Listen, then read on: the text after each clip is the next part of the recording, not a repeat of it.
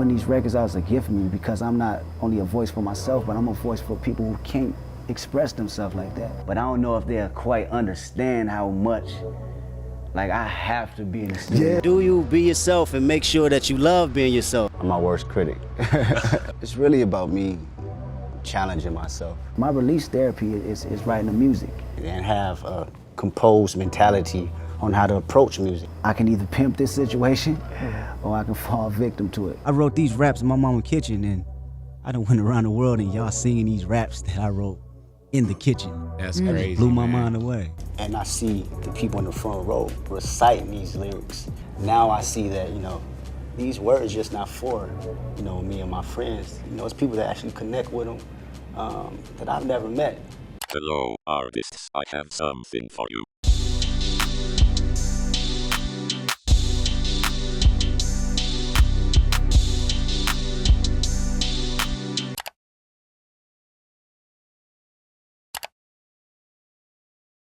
My process, it starts from just a whole bunch of premeditated thoughts. The process of me thinking about the ideas and what I want to say next. Yeah. And by the time I get into the studio, I have to find that exact sound that triggered the emotion or the idea that I thought about 2 months ago. When you locked in the studio 6, 7 months to a year with the same people, working, creative juices flowing everywhere, you are the only people that's hearing the music. So you're loving it, you're getting tired of it, you're loving it, you're getting tired of hearing it. So once it's finally out, it's like, it's off our hands. Yeah. Now just let the magic work. A few times I've written full songs and I had to find the actual instrumentation to match it. Wow. And I was literally locked in the studio with the same people for about a year and a half. You know them better than family. Yeah. Their eating habits. Their eating habits, how they smell when they wake up. How many unreleased songs do you have in your head or that we haven't heard yet? Thousands. I done lost hard drives. Damn. Really? Hard drives from 05, 06, we never got back. It was just us starting from scratch. Yeah. I pop in John Coltrane and we'd listen, we'd vibe out for one whole day. Yeah. And come in the studio with that same energy the next day. It's really just an impact to inspire people, and always showing them that the duality of life is not such a bad thing. We go through so many volatile situations where we don't really know how to connect or, communicate how we feel. So through my music, I want to make sure that's the legacy, showing people how to communicate, and it's okay, if you're not perfect. It's about accepting the beauty of imperfection. I always said to myself, if I said it on record, I never retract my statements.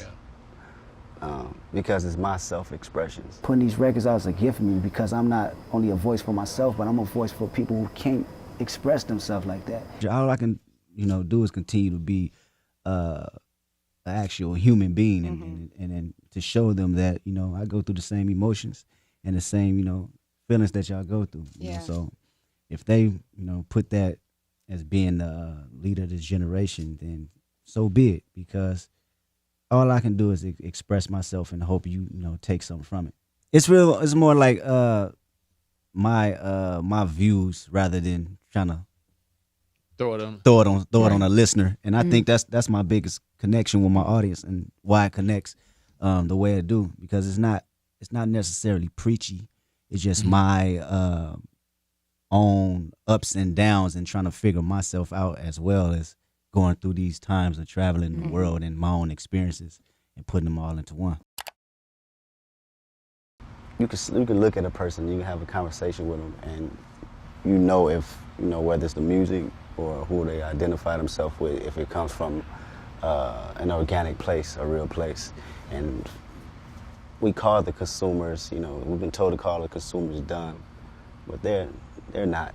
They know when it's real. Absolutely. And they know if they can feel it, and that's something that I always understood, just being a fan myself.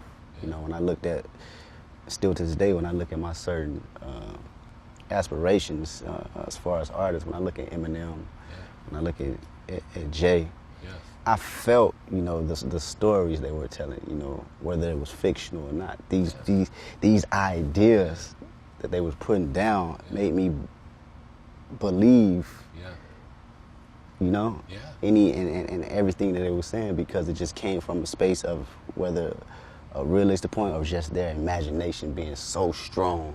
Prepping myself as far as the lyrical ability and being able to go in the studio and say, you know what, I want to be the best wordsmith. Anybody that gets on this track, I have to just, you know, annihilate, and however that is, whether it's through rhyme schemes, whether it's through metaphors, whether it's just punchlines, whether it's just wordplay. Sometimes it's not about, you know, what you think is going to happen or what you feel, you know. People connect to things in strange ways, you know, and at the end of the day, you have to go with that feeling. My scheduling and how much I just think about music, you know. Someone brought it to my attention, it's all I think about. Yeah, it's really just about the feeling of it. You know, at the end of the day, past all the politics, past all the numbers, it's what music make you feel, you know, how it make you feel. My release therapy is writing the music. Kind of feel that, you know, this is all you know and this is your audience. And I see the people in the front row reciting these lyrics as if they wrote them inside my, you know, mom's kitchen. Now I see that, you know, these words just not for, you know, me and my friends. You know, it's people that actually connect with them that I've never met. And that's the moment I felt, you know, I've arrived. This is not just, it's not just something I do for fun. You know, I'm always doing it for fun, but now I see that other people enjoy it the same way we enjoy it. Or you want to do something that has a staple in the game, not only now, but 10 years, 20 years down the line. I be trying to express these same feelings to, you know, people that's close, you know, to me. And they get it, but I don't know if they'll quite understand how much, like, I have to be in the studio. Yeah. It's a drug. It's like explaining to somebody this is all I think about. Do you be yourself and make sure that you love being yourself. And it's gonna be roadblocks, it's gonna be tribulations, but always remember this is a life experience. Accept the experience, appreciate the experience, and learn how to move on from things that don't serve you well, you know, and find your journey, respect your journey, and love it. I can either pimp this situation or I can fall victim to it, you know what I mean? And that was a turning point. And things is happening back home in my city or in my family that I can't do nothing about. It's out of my control. I can put it in God's hands. I couldn't understand that. And that can draw a thin line, you know, between you having your sanity and you losing it. And this is how artists deteriorate if you don't catch yourself. Yeah, not only challenge the person that's listening, challenge myself. Challenge myself. What type of longevity I want this album to hold? You know, your second album is always put in the industry to be your commercial outbreak, your huge commercial outbreak. You know, it's the curiosity of it. You know, what he's saying, the fear, the anxiety. It's the curiosity of knowing, damn, I can possibly overcome this. You know, and when you do, and another one approaches like, I want to challenge that too, you know, and that's real greatness. It's really about me challenging myself. I think my excitement in doing music is me feeling like I'm never stagnant, me feeling like I didn't get comfortable in you know, my own skin of what I think is good or what someone else thinks is good, you know, stepping outside of my comfort zone and mastering it, you know, and that excites me. When I feel like I've accomplished that, it just keeps the hunger for more going. Like, I don't feel I can ever stop. It also makes me more hungry though. Really though? Yeah. Why? Yeah, because it's a need to never be content or to be comfortable. You know, you always want to continue to grow. So whatever that challenge is, I'm always looking for. Always searching for that next thing that, you know, inspired me within writing. It could be another word, it could be another concept, another song, another album.